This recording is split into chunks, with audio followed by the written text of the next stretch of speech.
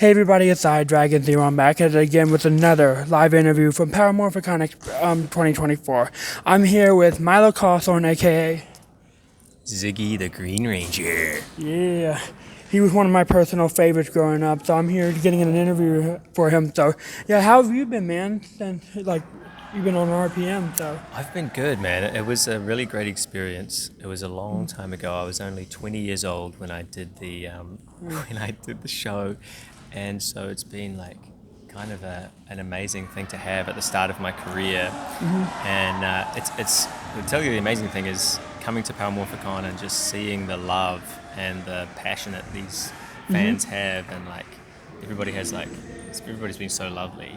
So yeah, this has been a really incredible experience for me, and we don't have this in New Zealand, so it's like unexpectedly nice. for sure. Yeah, did RPM air in New Zealand, if I may ask? You know what? Not on like mainstream TV. It might have aired on cable, but it was like definitely hard to find in New Zealand. Like I would say to people would be like, "What are you working on?"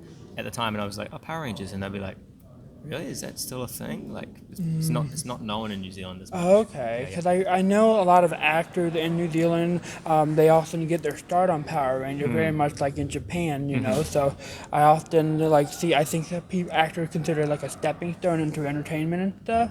Was that your story for you entering the entertainment business? I had done some children's TV shows previous to this, but this was probably like the biggest budget, the most exposure to like the American market for it. So this was kind of like it's an incredible credit to have on my CV, because it's just kind of like it's my first thing doing an American accent as well. So like there's a big push for me in terms of like exposure to that kind of market, and yeah, so it kind of was. It helped open a few doors. For sure, yeah. No, like how do when fans come back to see you, like what are some of their favorite moments that they bring up, and how do you feel about them bringing those moments up? Well, a lot of people mention the episode 10. I think it's Blue Rangers episode, but it's the episode where we point out all of the things like the googly anime eyes and the big fireballs, and we're like extremely like we like. Kind of, it's like very meta, and we like mention all the things that are like quite obvious about the series that are quite odd, and so a lot of people mention that, and I love it because that's my favorite episode, and I love that I got to be a part of that. And yeah, it's like kind of defining for Ziggy that he's like the audience's kind of perspective on the world. So I love that fact that we did that in RPM, and it makes me really proud. For sure, yeah. I always like the idea of having like a goofy guy in like an apocalyptic world, you know, because we oftentimes, right now we're getting a lot of apocalyptic shows, you know, with like Last of Us, that zombie TV show that's been going, Walking Dead, and just a lot of these things. And I think y'all were like one of the catalysts for it, especially being in kids shows, you know. So that's actually like. Well, yeah. Also, we're living in apocalyptic times, so it's nice.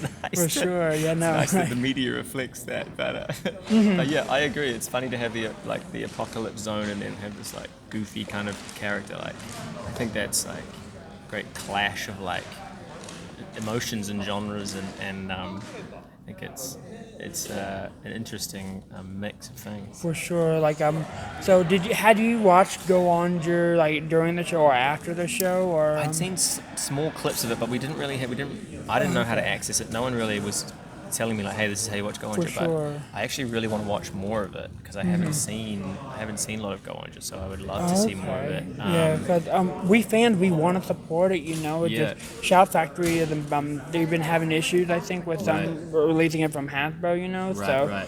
But hopefully we'll get to see it legally over here, you know. Maybe have you and the Go On actor meet up, you know. So I would love for that to happen, because from all accounts I've heard Go On is like a really great comic season, and I think it would just be great to see a lot of the same monsters and all of that kind of stuff. For sure, yeah, really no, awesome. because I recently just started Go On, so it's really cool just seeing the differences between the RPM and Go On. It's like a completely different show, you know, and that's why you can't really base them all. Like the only thing that the only thing they really use was like the Zords and stuff, and that's like really, that's something like that's like really really cool. You see, you know what I mean? So 100%. Yeah, no, I mean that would be the interesting thing, is to watch both of them back to back and see like what we could borrow and what we couldn't. I think that'd be really interesting. So, I don't know if you know, but like halfway through the show, I heard y'all got like new writers and stuff to help like bring the budget down. Like, did it change with the character or production for you? Like, made it harder or easier for you? It definitely changed the tone of the series, and it was hard at the time because we were all really into Eddie's vision, and we were really on board with it, and that's kind of why we took that role, is because we were excited. So it changed it a little bit, and it was like a shame, but I think like it made our series. Well, I think it bonded us together as actors, and also Eddie. It bonded me to Eddie because I really felt for him, and I appreciated his writing, and he accepted the change in writing structure very gracefully. And so I was like, yeah. So I think in the end it was positive for my like relationships and my memory. But at the time it was tough. It was like, oh man, I felt like we were losing something that was quite special. For sure, yeah. And I really do like that because I also I absolutely love that you and your character Ziggy and Dr. K. That was something really special we never got to see. We like usually most characters in Power Rangers, they just, oh, I like you and I like you, you know. But in RPM we got to see like them like become like closer and closer, you know. And I think that was the same way with you and the actress Olivia, I think, in real life. So and I like seeing that. Y'all definitely had like really good chemistry, And I would love to see like if they decide to do a RPM 10-15 years after, I would love to see you and the whole squad back together, for like maybe one final thing, maybe even show like what happened, because corn started growing, the earth started changing, back again, So. I would 100% be so on board for that. If we could get everyone together, that would be for sure dreamy. And yeah, I agree. Like, I think the way that Dr. K and Ziggy relationship was written was so great. And you said the gentle, like, warming of their relationship because it started out so cold. I think that was really special. And, I would love for that to see what happened 10 years down the track. Would be so interesting. It'd be so interesting. Because it's like we don't get a lot of sequels, sadly, of all the Disney shows, So let's see where they might be at now, Because there's a lot of stuff that I think that could be explored, and like with like there being more kids are like starting to get into serialized storytelling, I believe that RPM was one of the first like catalysts for that for kids show. Yeah. So I would love to see like a sequel, maybe if they have to do like a movie or something, have y'all get together and let's be like, hey, let's rebuild Corinth or something, or rebuild the world or whatever. That'd be my dream. Let's make it happen, everybody. You heard it here first. We're doing a sequel. We're doing a movie. We're rebuilding Corinth. Yeah, like in the world as well, And I really like the idea of them like bringing back Vengex at the end of Beast Morphers, Yeah, that's so cool. I know, I was like freaking out because I think it was on Netflix. It was they aired the last 10 episodes of Beast Morphers on Netflix, and I was like, oh my god, like me and my friend were like, oh my god, sequel to RPM confirmed. We're getting closer finally. Because we were just freaking out as fans, because like it was just something that it always needed to happen, and I'm happy that Beastformers was a little bit of y'all's sequel, not in your interviews, but still, like we got to see the end of Vengex, and so I'm hoping maybe in the new RPM y'all could finally finish whatever that remains in the world, and maybe do something like just super crazy, So yeah, no, like I would love that because it's so cool to tie up loose ends like that. Exactly. To revisit old storylines. I think for sure is so great and the fans have such incredible memories for those kind of things, and you guys know all about it. And so I think that's like it'd be such a cool nod to the fans. To do for that. sure. Did y'all ever had like do like second unit stuff with the like with pyro going off behind you? And, I think Adelaide spent the most time on second unit because of Tanaya was the baddie, and she kind of had like all of her minions, but so we didn't get as much time. But anytime you stepped on second unit, it was great. It was like, well, you were like action zone, you were like doing kicks and fights, and it was super fun. Yeah, did they let you go on wires by any chance, or no? I think I did like from memory. No, maybe one. I had like maybe one wire stunt, but For mostly sure. no.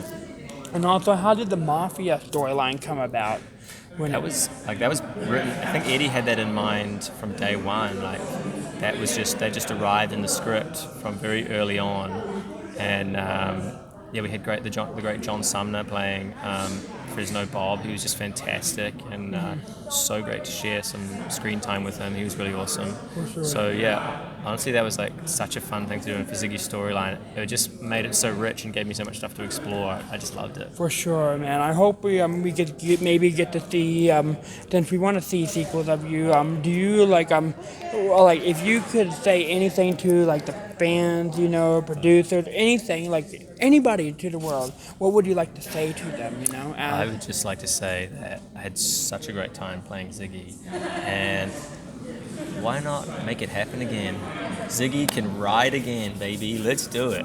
For sure, I would love to see see you and the Beef Morpher guys Dude. get together. Let's finish the story, as It'd they be say. so sick. It'd be so For sick. sure, man. Thank you so much for your For time. sure, I genuinely think you. I'm Dragon Zero, and this has been Milo Cawthorne, aka Ziggy. So I hope you enjoy. See ya.